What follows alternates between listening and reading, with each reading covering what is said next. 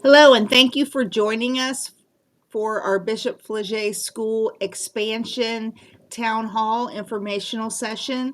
This is a recorded session for those of you who were unable to attend our town halls to learn a little bit about our proposed expansion project. Want to give special thanks to our steering committee who helped us come up with our master plan and move forward with this project. John Albright, Cheryl Barledge, Greg Corcoran, Mike Haller, Billy Martin, Matt Snyder, myself, Laura Corcoran, Tarina Fonstock, Father Tuttle, Teresa Vivona, and Sherry Rogers. So where we started, the dream of having a Catholic high school has been present for pastors and families alike since the high school closed in 1986. For many people, it was more of a pipe dream, and people felt that the chance of us ever getting a high school back was pretty slim. In January of 2020, Mrs. Fonstock and I pitched our idea to Bishop Brennan. We talked to him after he came to visit our school and held a all school mass. So we talked to him about how we believed that we could develop a high school for our area that was both affordable and sustainable if we worked within our current infrastructure, utilized our business partnerships, and we were creative, utilizing online learning, College Credit Plus, and a lot of the other educational changes that have occurred in the last 20 years, as well as those that we've capitalized on learning since COVID. Then in late 2020, Superintendent Adam Default mentioned that the bishop had actually asked him to look into the options for a high school in our area. We were pretty excited because we realized that our idea had not fallen on deaf ears and that Bishop Brennan was actually learning a little bit about our area and what it would take to provide a Catholic education for our high school students. So then when Real Presence, Real Future initiative was released, Bishop Brennan included the need for a small-scale high school in our area. And when I say small scale, basically we're talking about 20 to 25 students per grade level, which is great to hear that on the diocesan level that they're willing to entertain a school, realizing that 20 to 25 students is about what we can probably expect to draw in this area. So the first steps we had to go through, once we had the support of the diocese and then Bishop Fernandez's permission to move on, since Bishop Brennan moved on to New York State, we began the master planning stage. We sent out notices to the parish and school communities asking for individuals interested in serving on our steering committee. We also held several interest sessions to gather ideas from our community about what a new high school in our area should look like. So then with the help of the facilities office at the Diocese of Columbus, we engaged Triad Architects and they began working with us developing our master plan. So the master plan was kind of like our dream. If money was not an object, if we didn't have to worry about money, what would we do? So that's where the steering committee came in.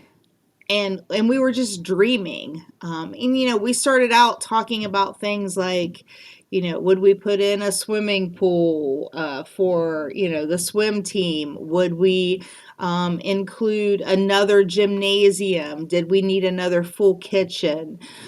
So we met with the architects from Triad to determine needs and wants. They helped us to understand state requirements and as well as changes that would have to be made in the current building as a result of the renovation. So moving forward with any addition to this building required additional restrooms, which we really knew we needed already. We'd have to add a sprinkler system to the building. It would change the parking. We'd have to add additional parking, and we would have to make the entire building handicap accessible. All of those things were ideas that were on our list of things that we have been wanting to do, but just hadn't been able to do yet. So once we had our master plan completed, Triad Architects brought it back to us with the price tag on it. And we kind of tweaked it a little bit here and there, but essentially our master plan came out at about $19 million on its first draft.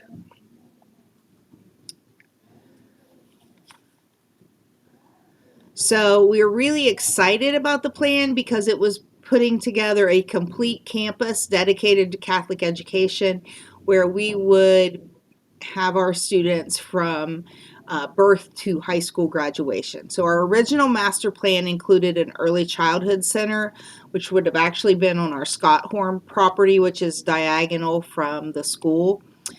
The expansion of the high school, an event center, and some additional classrooms and labs. Again, the price tag on that master plan was $19 million. The next step in the process was the feasibility study. So the first feasibility study was conducted to determine if there was interest in the expansion. The results of this study showed that there was strong support for a high school, but there was not support for an early childhood center, which actually was kind of surprising to us. But that was what came back from those people who had taken the time to complete the survey. So it also indicated that we really needed to revise our master plan to meet the needs of the community, especially the financial needs. So as a result, we met with the superintendent and the associate director for advancement from the Office of Catholic Schools to revise our dream to kind of fall in line with the feedback from the community. So the feasibility study perceived several areas of strength for us: academic excellence and preparation, faith formation, small class sizes, our STEM focus, diversity of students, school culture, and school leadership. The challenges that were identified: staff recruitment and retention, deeper faith formation, the limitations of a small school, communication, and the role that scholarships and ed choice play. So then we conducted a second study, a financial feasibility study. This was conducted by Kramer and Associates, and this study involved specifically targeted groups of people who were asked to review our updated plan and provide feedback. The purpose of this study was to determine if there was indeed support for a project of this magnitude, looking at attitudes, finances, and overall support. So the plan that was presented to the individuals in the financial feasibility study came in at about $12 million. That was with removing the early childhood center, the event center, and then kind of carving down our classrooms to what we needed for the high school. So these are some renderings of our current vision for the high school. The drawing at the top is what you would see from Parsons Avenue. So if you see where the small cross is in the very center of the building, that's our current entrance, where the chapel has typically been to the right. However, that entrance now would be a controlled entrance where you would go into the offices, which will be in the chapel area, and then individuals will be buzzed into the various locations in the building. You can also see the chapel has been moved to the second floor of the building, and it will be on the back of the school, but you can see the chapel from the front of the building, something that we really liked to kind of showcase our Catholic faith for all. The bottom picture is the back of the building, and it shows primarily the expansion. So everything from, you can kind of see where the little balcony is. that's currently part of the teacher's lounge. Um, that's the end of the building, and then everything else here would be new. So what do we get in this new plan? The new plan has the chapel on the second floor, a chapel which will hold 80 to 100 people, as opposed to about 35, which is what our current chapel holds. An atrium for religious instruction, including catechesis of the Good Shepherd. An updated secured entry system to the school, building-wide sprinkler system, and accessibility updates, including an elevator and additional restrooms. A STEM lab for the high school, 4 additional high school classrooms, including a distance learning room, a new art room, intervention room, and conference room, a new library and media center, additional restrooms, and cosmetic renovations of our current building. So as we're developing our vision for our building, we are also working on developing the vision of what a Bishop Flaget High School graduate would be. So our current vision is focused on a student who is a 21st century learner. They have those skills that are necessary for success in the current century. Resilience, responsibility, all the executive skills necessary to be successful. Our graduates will also understand the importance of living their faith through action. They won't be Catholic in name only. They will be people who are out there being role models and setting the example for others to follow. Our students will be future ready. When they walk out of our high school, our students will either be walking directly into college, into trade school, or into a job. So that's going to be part of our high school curriculum, is the career preparation and focus. Our students will be community minded, realizing the importance that each citizen plays as a member of their community. And they will be resilient and adaptable, because as our society is ever changing, we want our students to be ready to be able to make the changes and hang in there, also hanging on to their faith and standing up to the challenges that are faced in their everyday lives. So what makes our high school different? And this is something that we've spent quite a bit of time on, because we are different. Because we are a Catholic high school, we will be authentically Catholic, and that is very different than anything that is offered anywhere else. So our faith formation will be embedded throughout the school day, just as it is in the elementary and middle school. But this will also extend to those students who spend time off campus learning. So we'll be focused on helping our students explore their faith, find their vocation, and our older students will be involved in more intense service projects or social justice opportunities. The students will be starting their day with Mass as part of our plan, and religion class. Then if they are involved in internships, mentorships, or College Credit Plus, they may be leaving campus, but they will also be returning at the end of the day to be engaged in other religious opportunities and learning, prayer services, adoration. We will have expanded curricular offerings through hybrid learning. So Latin, AP classes, higher level math sciences, specialized studies. It could be orchestra courses, things like that. College Credit Plus, on-the-job training.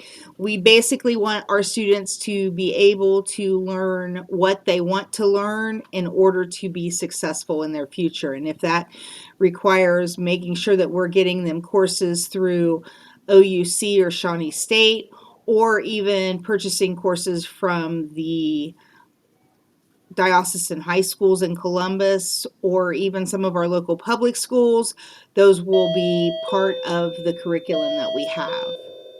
We will also have our state-of-the-art STEM curriculum. Our goal is to be the first STEM high school in the Diocese of Columbus and Ross County. And one question that we've received a lot is, where do the arts fall into this?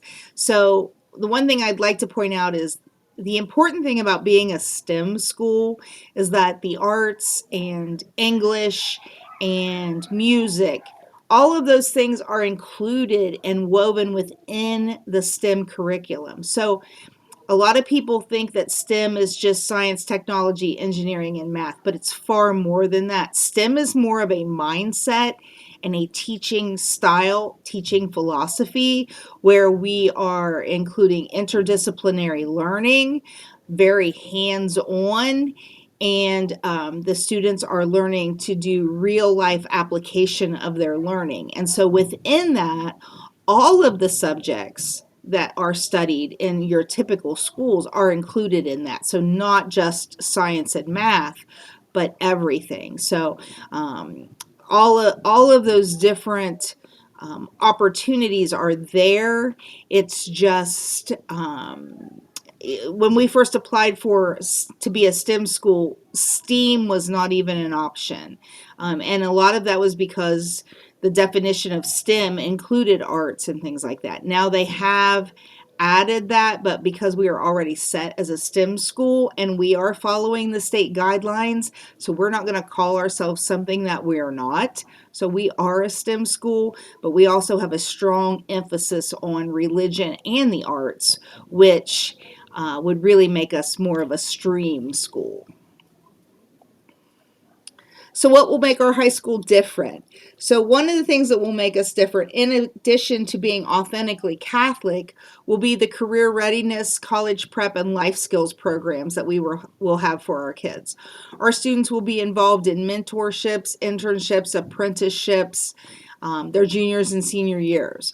So if a student has plans to be a doctor or a lawyer or a pipe fitter or an electrician, we are going to get them out to get some real life experience with someone doing that job so they can see exactly what that job is, what it entails, what they need to know to do that job, and decide, yes, is this the job for me? So we really want the kids to have some hands-on experience about the jobs that they are considering.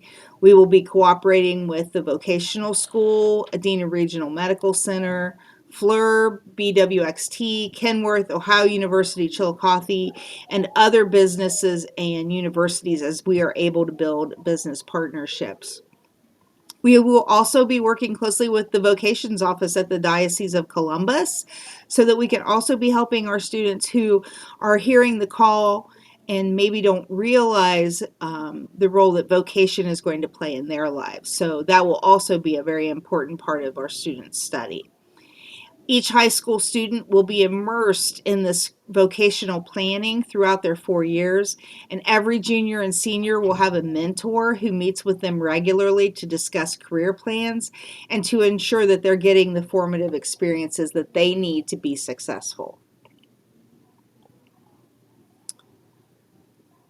So the most recent feasibility study, after our individuals looked over what our proposal was, the strengths that they saw in the plan, they thought it would be an asset to the community, great evangelization opportunity and faith formation, really appreciated the STEM and new learning opportunities, saw it as something that would unify our Catholic community, and also appreciated the opportunities for accessibility to our building. The challenges of the plan that were identified: sustainability of enrollment, sports and the high school experience.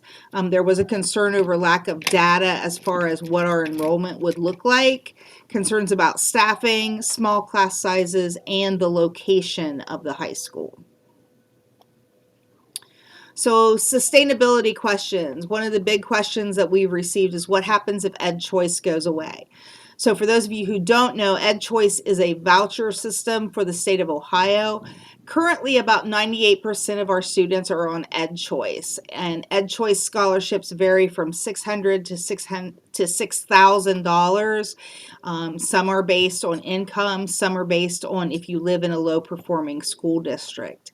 Ed Choice going away is definitely a concern, but our enrollment was on the rise before Ed Choice was an option, and we've been very lucky to raise a significant amount of money through the Emmaus Road Scholarship Granting Organization, which is just starting to get up and going, and raises more money each year. And this comes from the $750 tax credit for the state of Ohio that you can receive, where you can donate $750 to Bishop Flaget per person, $1,500 for a married couple filing jointly, and then you actually receive a tax credit for your state taxes. So it's kind of a way to direct your tax money to Bishop Flaget for tuition assistance.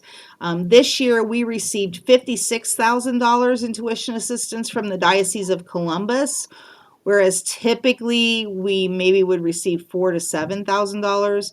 And then additionally, we received another $55,000 from our own deposits within the Emmaus Road Scholarship Fund. So when you give to Emmaus Road, you can designate Bishop Flaget specifically to receive the money, or you can just designate it to the Diocese of Columbus. So this year alone, we received over $100,000 in tuition assistance through the Emmaus Road Scholarship Fund.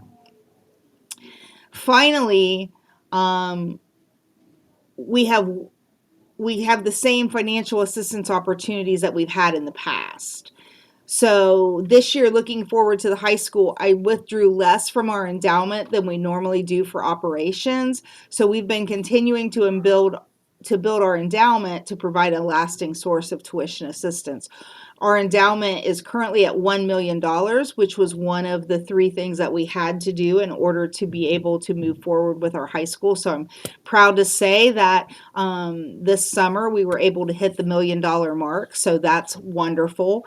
And we look forward to continuing to build our endowment to provide additional sustainability for our school system. So what happens if the next bishop decides to close the high school? So this is a good question. This goes back to the fact that the bishop closed the high school in 1986. But because we've decided to move forward in an unconventional way, our school is going to be different than any other in the Diocese of Columbus. We will be a preschool through 12th grade building under the control of Our Lady Queen of the Apostles. So we will be a parish high school, just as we have operated as a parish elementary and middle school since 1986. So ultimately, our future sustainability will rely on our community and our parish, and not necessarily edicts from Columbus. Another sustainability question is, without sports and extracurriculars, will we be able to retain or recruit students? So one of the things that we have talked about is, especially when we are starting, we will not be offering sports or extracurriculars. Because of the numbers that we will have, we won't be able to necessarily field competitive teams, and we want to give our students the best opportunities athletically that they can. Our students are permitted to participate in any extracurricular activity at their home school or Chillicothe City schools that's not offered at Bishop Flaget. And all you have to do is take a look at the current sports teams at Chillicothe City.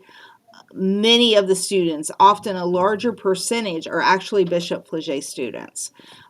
We have a lot of students in our middle school who are playing softball, baseball, soccer, or football. Currently for the public schools, they have no issues. They fit in well, and a lot of times they're actually recruited for some of those teams. So our kids are transitioning very well onto those teams.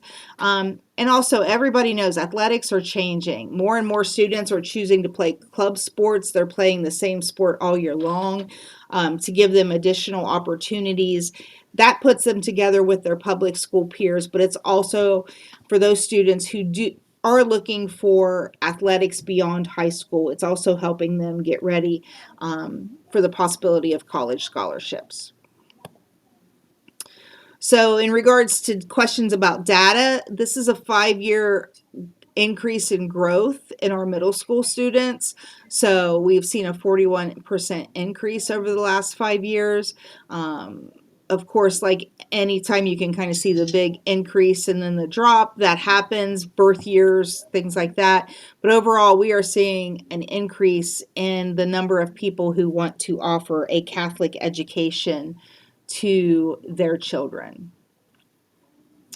Staffing. The feasibility study identified recruiting and maintaining qualified staff as a challenge. I don't necessarily consider recruiting and maintaining qualified staff as a challenge. We have actually developed a plan to increase the salaries of our staff to bring us closer to what the public schools teachers make. But I will say that we do not have a lot of staff turnover, and we are very blessed with staff members who are invested and involved in the growth, development, and education of our students. So we have staff members who are nearing retirement, so we will be hiring new people over the years, but we've also have a great relationship with Ohio University Chillicothe, which is helping us to find some of the best and brightest coming out of our schools today. We've also hired a development director to help us as we move forward with this project, and we're streamlining our fundraising to maximize time and money and cut fundraising fatigue. Small class sizes was considered a challenge and a positive, so that's kind of interesting. But our students will have many opportunities to grow beyond our school community. They will have continued catechesis offerings within the parish, College Credit Plus courses at OUC, specialized studies with other schools, internships, mentorships, and any opportunities that we don't offer may be realized through the public school options or private options. So, one thing that I would like to note is a lot of current public high school students enroll in College Credit Plus courses their junior and senior years and spend little, if any, time in their buildings.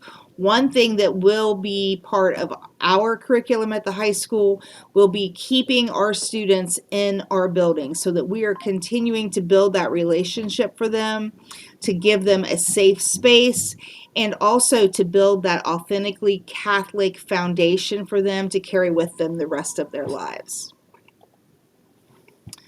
Another question that we've had is concerned the location of the high school. A lot of people have asked, why not St. Peter's?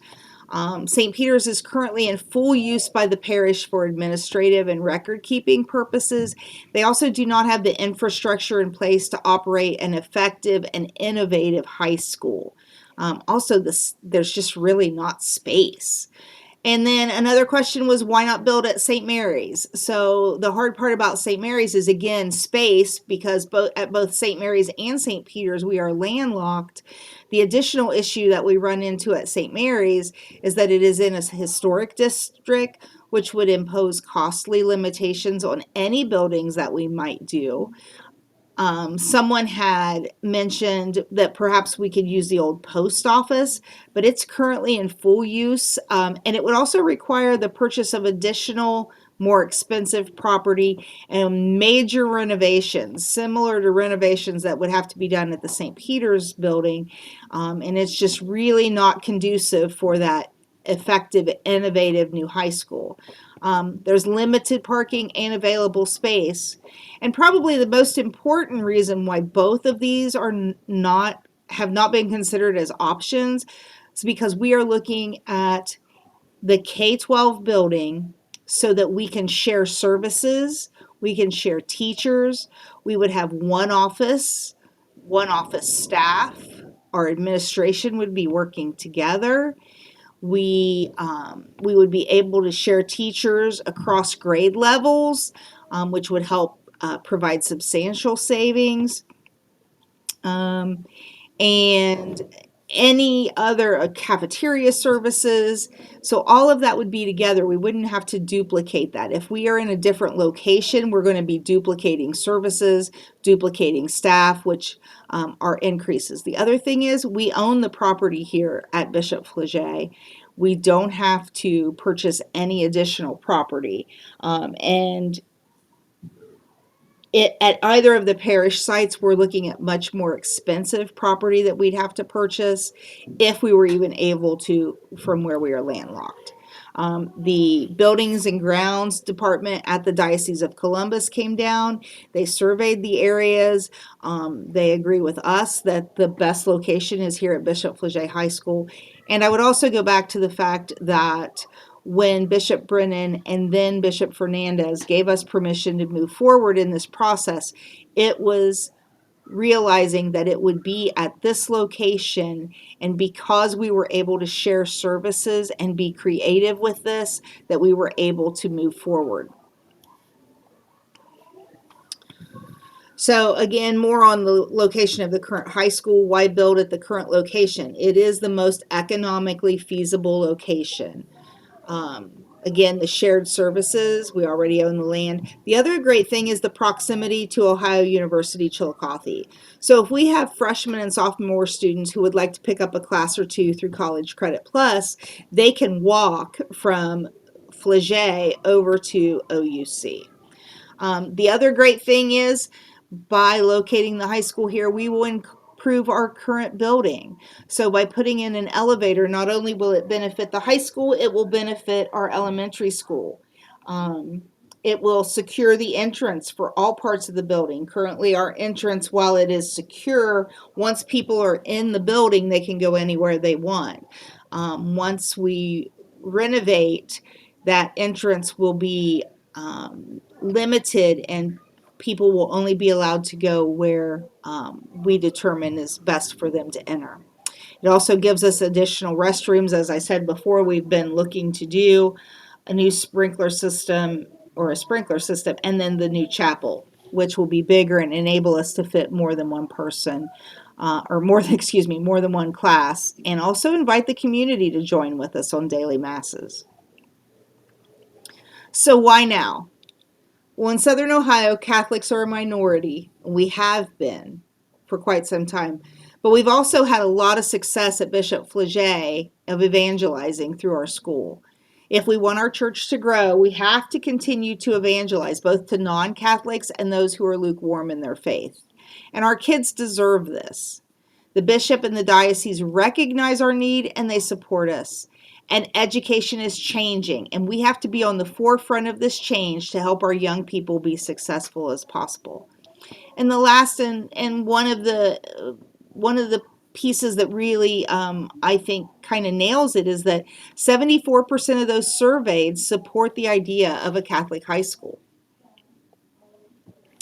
So some more recent questions and concerns on campaign finance. People have asked, if we donate money and you don't build a high school, what happens to our money?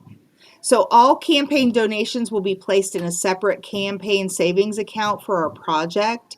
And if we don't build, that money will be given back to you, or you can tell us another way that you want it to be used. So in the state of Ohio and the Diocese of Columbus, donor intent is the law.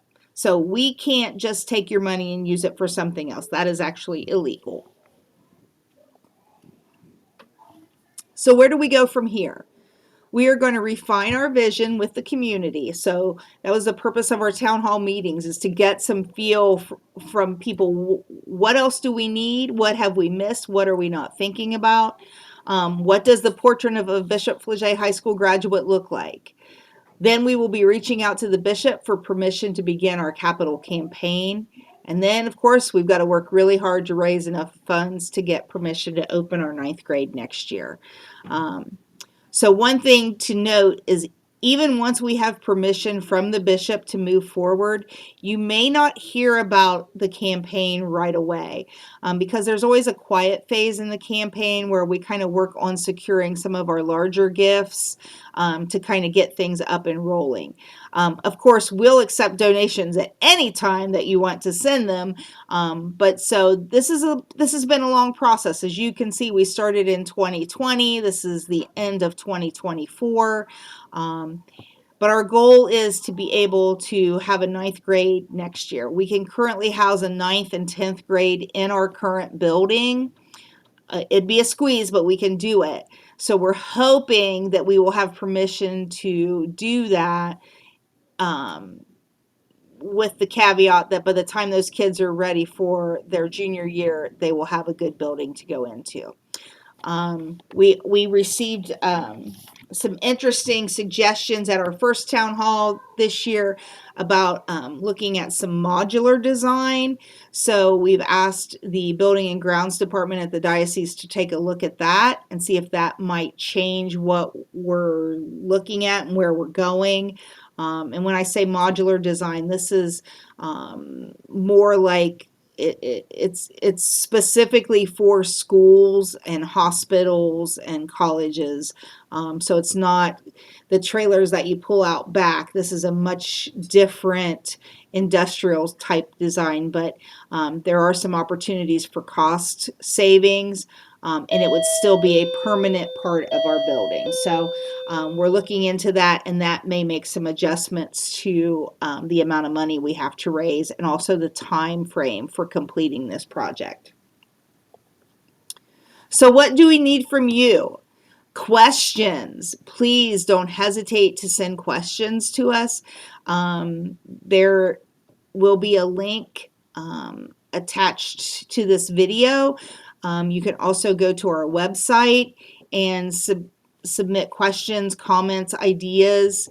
But let us know what people want to know. What other information would you like to have? What other concerns do you have? How do we strengthen this vision? Do you have ideas for partnerships? Do you know some businesses that might be interested in working with us? And how can we better meet the needs of our current and future students through this campaign? What do you like? What don't you like? Take a look at our portrait of the graduate. What do you think of that? What is there? Are there things that we should add? Things we should change? So this initiative is for our community and for our community to grow. And so we need to hear from everyone. So we are a small group. We are putting together what we can from the information we receive, and then we'll be bringing it back to you again. So please don't hesitate to share your ideas with us, because just like with the modular design idea that was shared, some of these things are things we don't know about. So it would definitely not hurt for us to go and take a look at things. So we appreciate your time. I appreciate the time that you've taken to listen to this video. And if you have any other questions, don't hesitate to reach out to me at the school at 740-774-2970, or you can email me at lcorcora@cdeducation.org, or go check out our website, and there will be constant updates on the expansion available to you there. Thank you, and have a great day.